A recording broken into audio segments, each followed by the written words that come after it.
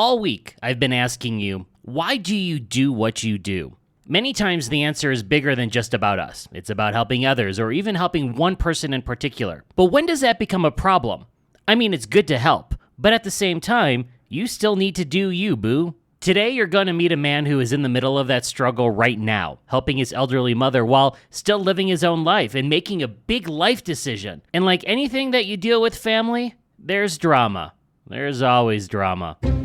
Hi, I'm Matt Hayes, and this is episode number 11 of Meet a Stranger.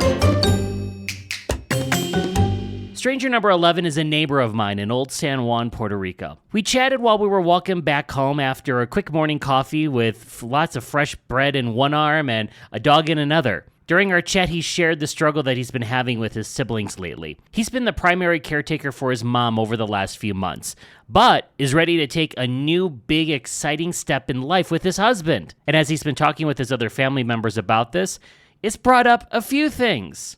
Take a listen. Tell me about the situation with your mom. I know you spent a lot of time with your mom and have been helping her out over the last few years. So my mom is 86. She was born and raised in former Yugoslavia, so she's an immigrant to the States. Somehow has managed to maintain her incredibly thick accent after being here 50 years. And unfortunately, she was diagnosed with Alzheimer's disease 12 months ago. Her wish and my father's wish was always to never go into an assisted living type of facility, and we're fortunate enough financially to be able to accommodate that. But what that means also is that the burden and responsibility of the day-to-day taking care of her falls on her children. So are you doing the majority of the work now, or is it kind of split between you and your siblings? So there are 5 kids in my family. My husband is a physician, and he has her healthcare proxy. Unfortunately, at this time, the majority of the care has fallen on us. I didn't, realize how much effort that takes from a day-to-day standpoint. Yeah. Can you tell, has it taken a bit of a toll on the relationship between you and your husband? No, he's been great. He's been shockingly supportive. I mean, it's not shocking. I mean, I married him because he's a really good guy. Yeah. And I think the bigger stress is it highlights the weaknesses in your sibling relationships. And also you get to, it exposes people's core values when you learn what they're willing to do or not do when it comes to their family members. You told me that you're thinking about moving probably outside the country. So how does that affect your relationship with taking care of your mom? And then how does that, work then with your siblings? And you talked about how you can see a little bit more about who they really are and all. Is that kind of come to the light then through this situation? Absolutely. And basically, I'm putting more pressure on my siblings to step up to the plate and do their part so that we can, share this. We're moving to Europe because we want to, and we have to design our lives where we're happy and still be able to take care of my mom, which we can, but it's the kid. My brothers and sisters are just going to have to step up to the plate as well. And so far, the kinds of things that my siblings have been suggesting is, my brother wants to put my mom in a hyperbaric chamber 3 times a week, which I don't know if you're familiar with those, but they're incredibly hard to find. And It's like this. It's like putting someone in a dark, enclosed, small space for extended periods. And, I'm thinking, okay, that's not helpful. No. Why don't you come, stay with her for 3 months and take care of her? Yeah. And then, I got my other sister who is, sending us, medical articles about, latest treatment for Alzheimer's that I've never heard of. And then I click on the link, and it's from a news organization I've never heard of. And so I Googled the news organization, and it's from some far-right conspiracy theory website, news media outlet. And I'm thinking, okay, not helpful. Right. Can you come babysit for 3 months, in the spring instead of sending me articles like that? So yeah.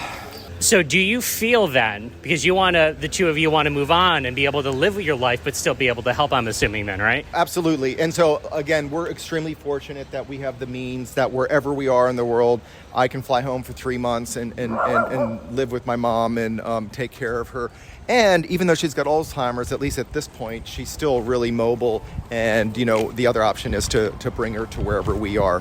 For someone that might be in a similar situation, I think oftentimes people might feel a bit of guilt, kind of that a guilt because they want to make sure they help their parents and do what the right thing to do. But at the same time, they know I still need to live my life. I need to do my thing at all. How have you dealt with that type of feeling, or have you even felt that at all? Oh, no, absolutely I did. And my initial reaction was that I had to, move into her house and just, have my life revolve around my caretaking responsibilities. I learned after about 6 months of doing that, she could live another 20 years and this is not a healthy situation. And that, so I really think my advice to anyone would be that you have to structure your life for your happiness, and then that puts you in the best position to take care of her. Because ultimately, when people are at that stage of their life, they just want to be around people that love them and will take care of them. And they tend to be really flexible, so it doesn't really matter what city they're in or whose home they're in. I love how he fully stepped into that role of caretaker with such grace, but I also love how he recognized how just fully jumping into the deep end to help someone might not be the right thing at that moment. It might be more detrimental than you realize, actually. Even though we want to help others and we want to do good, it might all come from the right place in our heart. We still have to fill up our own cup first, because if we don't, there's nothing for us to give. Thank you to stranger number 11, and thanks for the patio design tips. I think a cactus would look amazing at my place. I'm going to work on that. And thank you, dear friend, for taking a moment to meet a stranger today. Do me a favor. When you're out and about today, try to strike up a conversation with someone, just one person, standing in line at the coffee shop or the grocery store, maybe someone at the office that you've never met before. And when you do, tell me about it. I love to hear about it, whether it was an amazing conversation and you met your better half, or it didn't go well in any way, shape, or form. Let me know. You can message me on all those evil social media channels at Go Meet a Stranger. Until tomorrow, I'm Matt Hayes. Onward